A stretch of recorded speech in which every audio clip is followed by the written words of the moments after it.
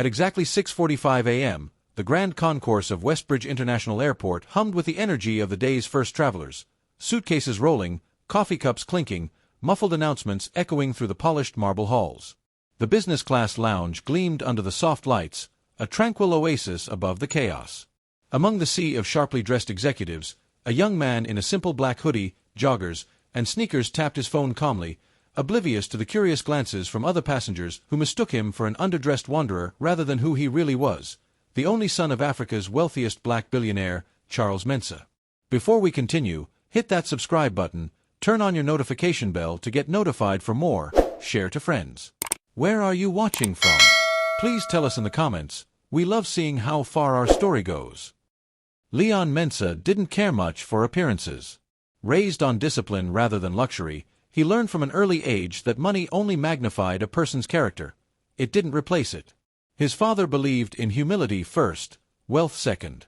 That morning, Leon booked a commercial flight, refusing the family jet, determined to prove he could exist outside the gilded cage he was born into. As the boarding gate for Flight 317 buzzed open, passengers began to form a loose, impatient queue. Leon rose, slung his backpack over one shoulder, and joined them quietly. A petite flight attendant with striking red lipstick and a sharp navy uniform paced along the line, her heels clicking authoritatively against the tiled floor. Her badge read, Ms. Harper. She scanned Leon up and down, her nose wrinkling slightly at his casual appearance. "Excuse me," she said briskly, tapping his shoulder with a manicured finger. "This line is for business-class passengers only." Leon glanced at her, confused but polite. "I know," he replied simply. Ms. Harper narrowed her eyes. "I'm going to need to see your ticket." Without a word, Leon handed it over. The flight attendant snatched it, her face shifting through confusion, annoyance, and finally disbelief as she saw the gleaming first-class elite stamp across the top.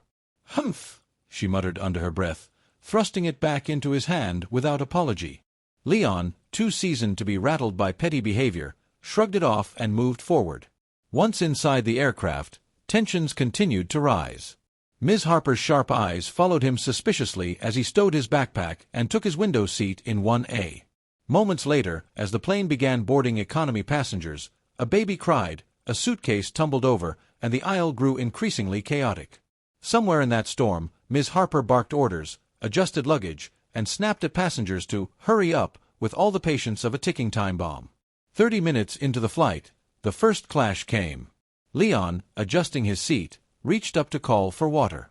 Ms. Harper stormed over, slamming a small plastic cup onto his tray with a thud that made neighboring passengers look up.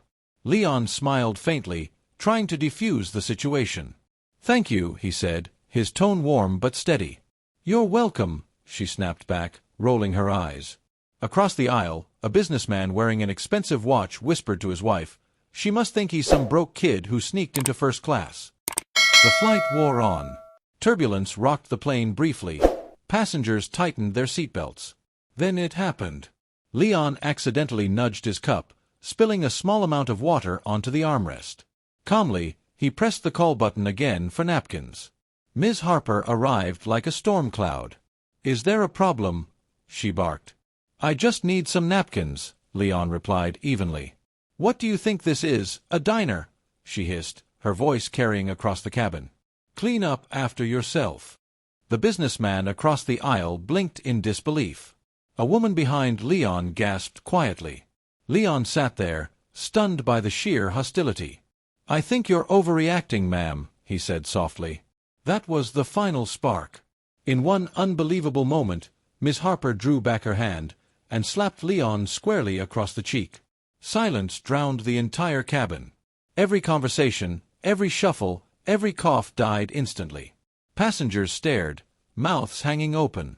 Leon's hand slowly rose to touch his cheek. He didn't shout.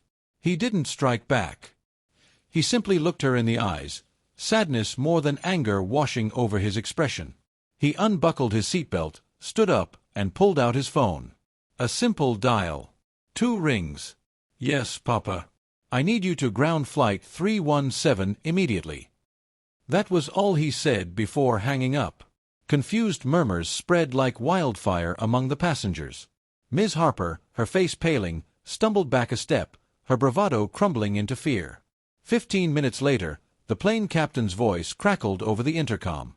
"Ladies and gentlemen, due to an unforeseen operational directive, we are returning to Westbridge International. Please remain seated and follow all crew instructions." Panic rippled through the cabin. Ms. Harper staggered backward, gripping the wall as if the plane itself was crumbling under her feet. She realized something very, very wrong had happened. The descent was fast, controlled, but tense.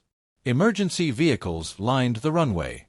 As soon as the wheels screeched against the tarmac, the aircraft was swarmed by security personnel and high-ranking airport officials. Passengers whispered frantically, "Is it a bomb threat? Is he a criminal? Who is he?" When the cabin door opened, a stern-faced man in an impeccably tailored gray suit stepped in, flanked by 2 armed officers. His voice was sharp but respectful. "Mr. Mensah," he said with a bow of his head, "your father sends his apologies.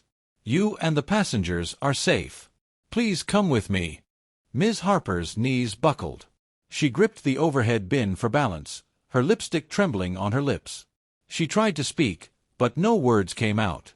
Leon calmly gathered his backpack, adjusted his hoodie, and nodded at the man. As he exited, the businessman who had watched everything unfold whispered to his wife, "We just witnessed history." Passengers, wide-eyed, craned their necks to glimpse him leaving. None could understand how a man so humble could summon such earth-shattering power with a single call. In the aftermath, the story exploded across news outlets. Flight attendant slaps billionaire's son, entire airline faces closure. Power of character. Why you should never judge by appearance. Ms. Harper was suspended pending investigation. Her arrogant behavior, caught vividly by other passengers' phone recordings, became a viral cautionary tale. Within a week, the airline itself, already struggling under debts, was grounded permanently. Lawsuits stacked against them like a wall they could no longer climb. Leon. He refused to press personal charges. Instead, he funded a mandatory customer service retraining program for all flight attendants nationwide, insisting that dignity should be a passenger's right, not a privilege based on appearance. The moral was clear, and society took notice. Never judge a person by what you see. Character is deeper than designer suits or ragged clothes. Power rests not in wealth, but in humility, patience, and how we treat those we perceive as lesser. The next time Leon boarded a plane, dressed exactly the same way, not a single soul dared to underestimate him again. Instead, they treated him like every human deserves to be treated, with simple, basic respect.